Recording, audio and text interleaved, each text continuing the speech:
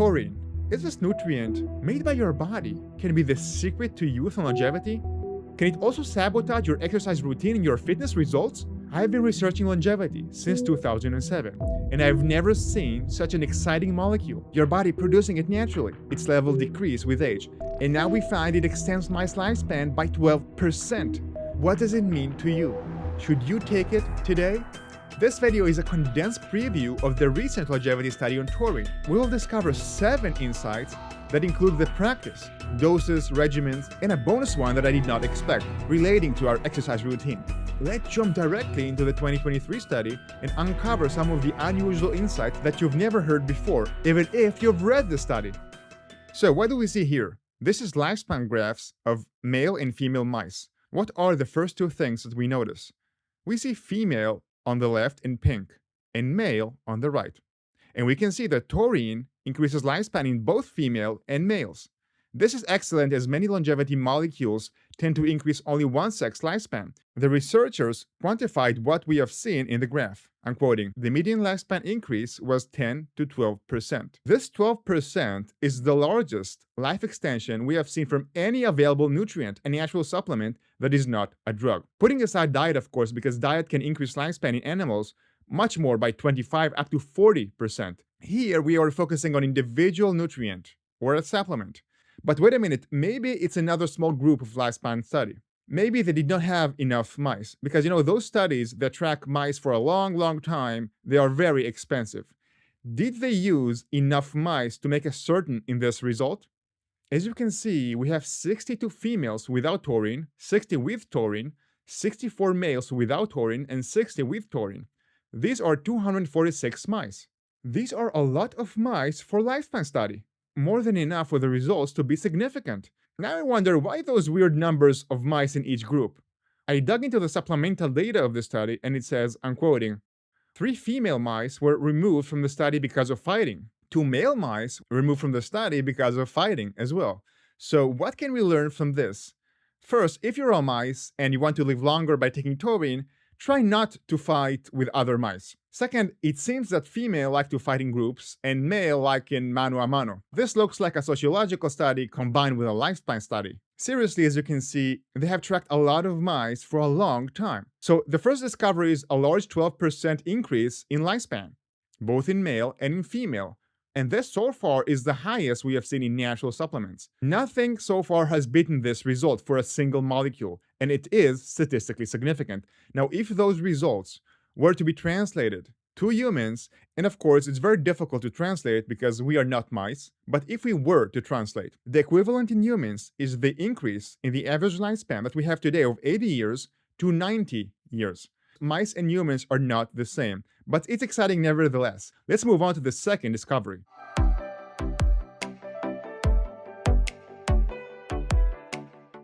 This has to do with maximum lifespan result. Let me explain. When we reduce average mortality, we increase the chances of reaching the average lifespan of the entire group. In our case, in humans, it's 80. And taurine seems to do that in mice. But once you reach the age of 80, you cannot expect to live much longer. And here, we are talking also about the length of maximum lifespan, not just the average of expected life.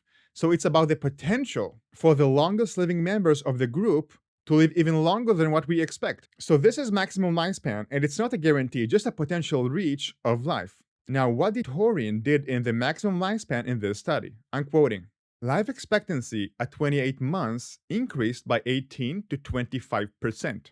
As you can see, taurine also increased the maximal lifespan. Now let's try to translate what they have found to humans. So 28 months in mice equivalent to about age 80 in humans. And taurine increased the life expectancy at this age between 18 to 25%. So this implies an increase in the maximum lifespan rather than just the average. If indeed we can achieve the same exact results, and again, there is a big question on that, men and women on taurine supplementation have the chance to reach between the age of 94 to 100. Worth mentioning is that mice remain the closest longevity model to humans. They are mammals, like us, which means that they give birth and breastfeed. They are also omnivores, consuming both plants and animals. Moreover, mice possess all the longevity pathways that humans have. which underscores the significance of this study. This study is vital and cannot be overlooked. To summarize, taurine increased both average lifespan and maximum lifespan, and it's statistically significant. Let's move to discovery number 3.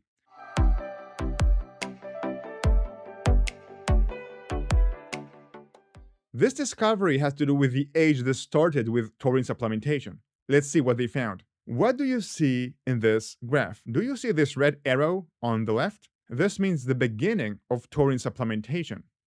What age do you see here? For me, I see somewhere between 12 to 16 months. It looks like 14.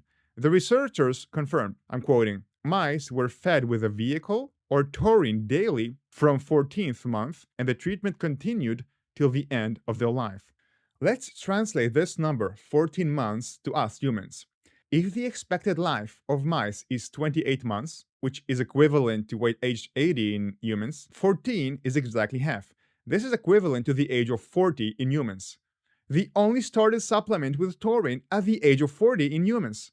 And who knows what the effect would have been had they started earlier.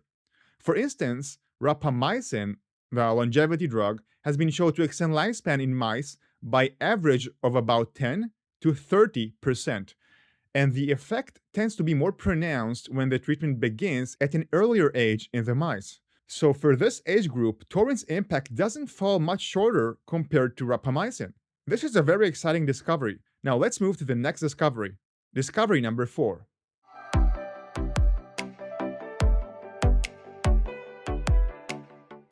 This, to me, is one of the greatest takeaways from this study. Let's go to the graph. What do you see in both of these graphs? When does taurine group begins to separate from the non-taurine group? We can see separation in longevity around the 21 months of age. This is equivalent to age 60 in humans, because only then the mice begin to die.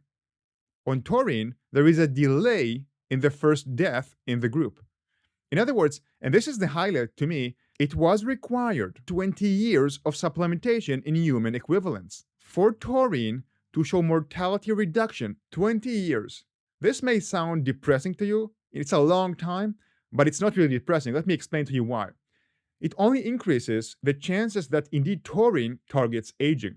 When a pharmaceutical company conducts a research, they typically aim to see a reduction in cardiovascular mortality within 3 to 5 years time frame. And in cancer research, their goal is the same. Usually keep patients alive within 3 to 5 year window. Achieving these outcomes is considered success and pivotal for getting their drugs approved. Imagine a study tracking the effects of taurine on humans. They would need 20 years to begin to observe its impact on mortality. This highlights the difference between drug research and longevity research. Aging is the slowest process in our bodies, the slowest process that has to do with any health condition. And it's why we should be grateful for these kinds of studies. So what else does it mean to you today? If taurine works, and we did not confirm this 100%, but if it does, I don't think that you and me can wait that long before making a decision on taurine. We cannot wait 20 years. But it's your body and your decision. So let's say that you are sold on taurine, and I'm not telling you what to do. It's not a personal recommendation or medical advice. But if you decide to take taurine, you probably wonder, how much taurine did they give to the mice? And when was it given? Because you want to replicate this in your life, like what I want to do. And this leads us to the next discovery. As we go to the practical questions, you really need to subscribe now. Now let's move to discovery number 5, the dose.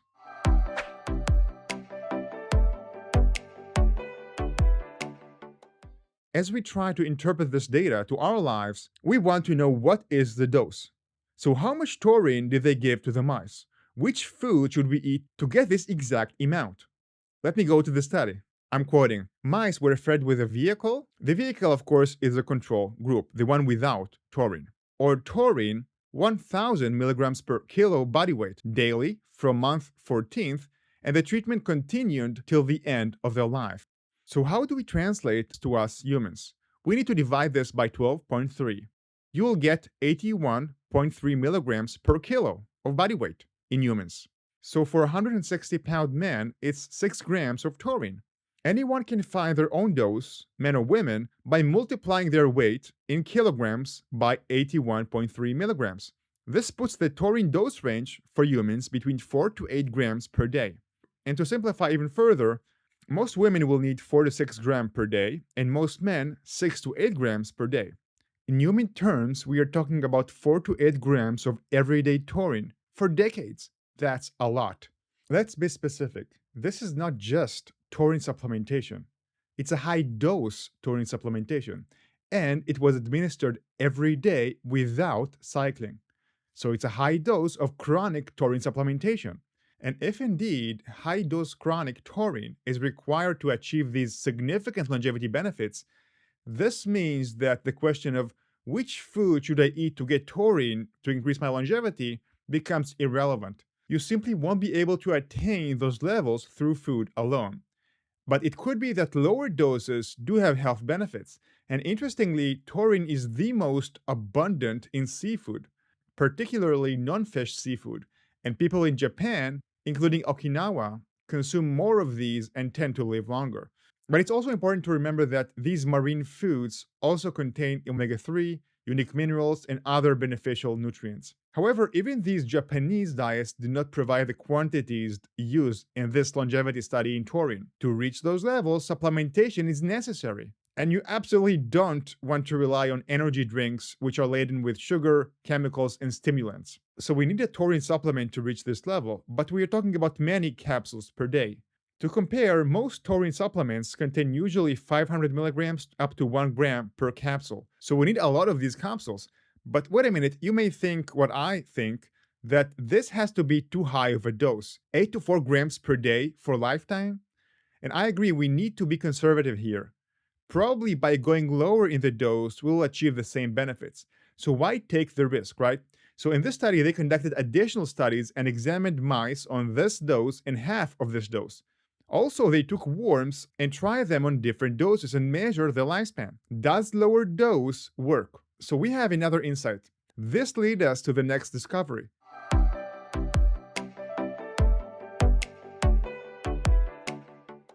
So in this study, they did another experiment. They took 2 groups of mice and gave the second group half of the dose. If half of the dose is effective, this means we should not go so high to 4 to 8 grams per day. Now, what did they find in the study?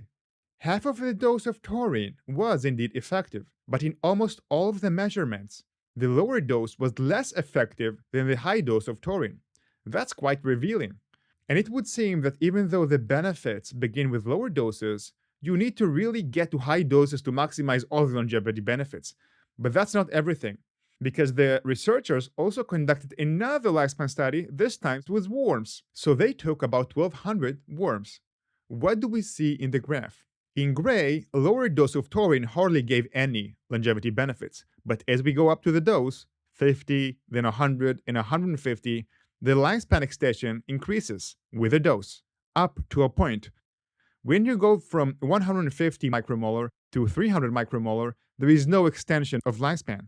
But the point is this, worms on the highest doses lived longer. This really corroborates what we have seen with the mice. To clarify, both 150 and 300 concentration of taurine yielded identical longevity benefits, the maximum observed in this study. Increasing the taurine concentration beyond 150 did not cause harm to the worms, but also did not offer any additional longevity benefits. It looks like 150 holds the cap for the benefits. So, what can we glean from these studies on mice and worms? It would seem that chronic high-dose supplementation of taurine yielded the best longevity benefits. It is likely that we need high dose, and reducing the dose, that what we suspected before, isn't sufficient to reap all the longevity benefits. And we also can glean from that there is likely to be a threshold beyond which taurine ceases to offer longevity benefits. We can speculate that this threshold could be around 8 grams to 10 grams per day for humans. But it also age-dependent, as our natural production of taurine decreases with age. Practically, it means that both of our weight and age play a role here, which we can explore in future videos. Now, let's say that we choose a number between 4 to 8 grams per day. Then you wonder, how should you take taurine? With food, divided throughout the day, on empty stomach? Let's delve back into the study and try to copy from them. What have they done with the mice? This leads us to the 7th practical discovery, the 7th insight from this study, the timing.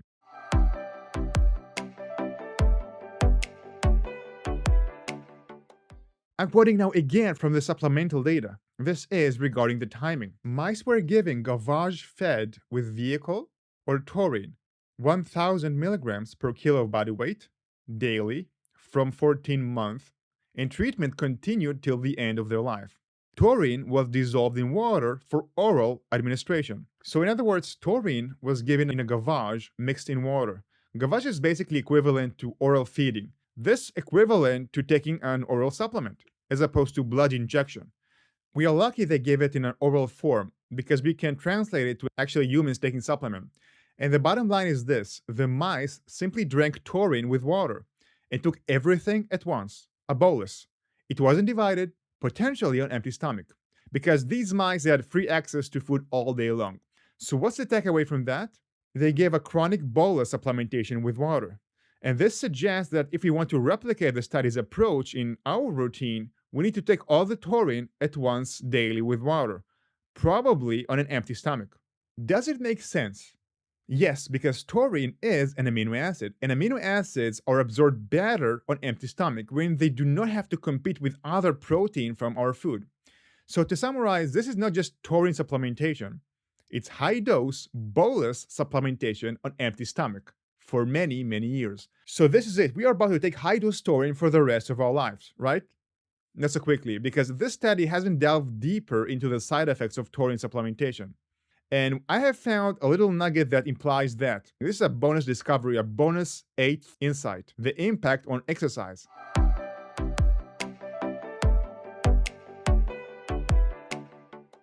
In our longevity community, a key question we often explore is, how does a particular supplement affect exercise? The followers of this channel will know that you should not, for example, take antioxidants and resveratrol before exercising. It will negate the longevity benefits, despite the fact that both exercise and resveratrol can affect our longevity. So what about taurine? In this study, they measure the impact of taurine on a mechanism called mTOR. mTOR is an important mechanism for accumulating protein and amino acids necessary for muscle growth. And this study specifically investigated mTOR in the muscles of the mice that were not exercising but were supplemented with taurine. And they compared these mice with mice without taurine. They analyzed the metabolism inside their muscles. So let's take a look at what they have found. Here in the upper right, you can see this PRS6P. Just assume this represents mTOR activation. Now let's compare the minus without taurine and the plus with taurine. Can you see how dull the taurine column is? This means that a lack of this activation of mTOR in the muscles of the mice supplemented with taurine. In fact, if you look to the left, you will see also the liver and brown fat exhibited similar results, a suppression of mTOR activation. This suggests that high-dose chronic taurine prevents mTOR from becoming fully activated. What does this mean to you? Should you avoid taurine before intense exercise? If so, when is it advisable to resume it? The study didn't provide an answer to this question. However, I plan to explore this topic in more depth in upcoming longer research videos on taurine. The key takeaway here is that we should also consider potential side effects and possibly time our taurine to align with our exercise routine. So together we can make a decision. Should we take taurine every day, high doses for longevity?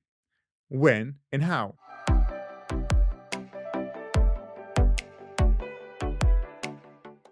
Certain supplements such as fish oil, resveratrol, and NMN, and even drugs such as rapamycin, there is a researcher that endorses and explains the protocol and the dose they are doing. And as early as 2024, there is not a single longevity researcher or a doctor who has publicly endorsed taurine for longevity, and there are no specific guidelines from the experts to follow. Therefore, we must approach this with extreme caution. And to do this effectively, we must be super careful. We have to do some investigative work in order to cover all the aspects of taurine supplementation in humans. So what do we need to do? First, we need to explore additional studies on taurine. We also need to examine its effect on humans. We need studies that involve humans, not just fish, mice, or worms. And we also have to investigate the known mechanism how taurine functions. Generally speaking, if I do not understand the mechanism, the underlying mechanism of supplement, I can't confidently add it to my routine. What if it interferes with other aspects of my health regimen? We also must assess the potential risks and side effects. This includes considering how taurine may affect our exercise routine, how it affects our fitness results. This is one of the key takeaways from this study. Taurine also acts as a neurotransmitter. This means, besides affecting our longevity potentially, it can also affect our nervous system and our brain. How does it influence our brain? All these questions we need to go through and investigate the answers to. However, one thing seems certain: taurine, or more precisely, chronic high-dose taurine supplementation, could be the very supplement we have been searching for a long time, for many years. A supplement that potentially preserves our youth, extends our longevity, and all of that at an incredibly affordable cost. And in the next videos in this taurine research, this is our goal. I want to decide whether to take taurine myself and also to give it to my clients and to my parents. My father is 70-year-old. I also want to see if it could help my wife with her stroke. So for that, I have to review all the taurine studies known to 2024 and understand all the mechanisms. If indeed it works on longevity and aging directly, how exactly? Should you cycle it? How can we minimize the risk? These are very important questions, and I invite you to subscribe now and join me in this journey. We're gonna figure out taurine together to get the most of the longevity benefits right now. See you in the series. And a big thank you for all the patrons of this channel. I couldn't do it without you.